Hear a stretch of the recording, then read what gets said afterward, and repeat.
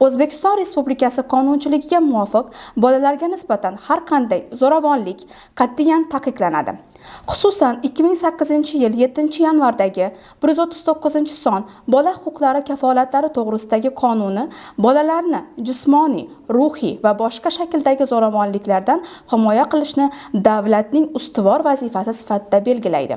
Shuningdek, yangi tahrirdagi O'zbekiston Respublikasi Konstitutsiyasiga muvofiq har bir bola davlat himoyasida bo'lib, uning hayoti, sog'ligi va qadr-qimmati daxlsizdir. Bundan tashqari, bolalarni zararli axborotdan himoya qilish maqsadida 2017-yil 8-sentyabr 444-son bolalarni, ularni sog'ligiga zarar yetkazuvchi axborotdan himoya qilish to'g'risidagi qonuni qabul qilingan bo'lib, unga zo'ravonlik va shafqatsizlikni targ'ib qiluvchi axborotlarni tarqatish taqiqlanadi. Ayni paytda amaldagi qonunchilikka ko'ra, zo'ravonlikni targ'ib qiluvchi mahsulotlarni tayyorlash, ularni O'zbekiston hududiga olib kirish, ularni tarqatish, namoyish etish yoki reklama qilish, shu jumladan O'zbekiston internet tarmoqlarida joylashtirish qonunga zid hisoblanadi.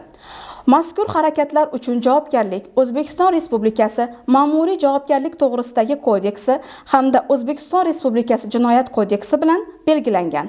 Xususan, axborot sohasidagi munosabatlar 2002-yil 12-dekabr 439-son Axborot erkinligi prinsiplari va kafolatlari to'g'risidagi qonuni bilan tartibga solinadi va zararli axborotlarni cheklash mexanizmlarini belgilaydi.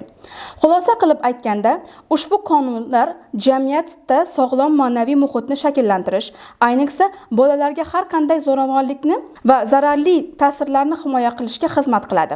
Har birimiz qonun talablariga qat'iy rioya qilishimiz, bolalar huquqlarini hurmat qilishimiz va zo'ravonlikka qarshi murosasiz munosabatda bo'lishimiz shart.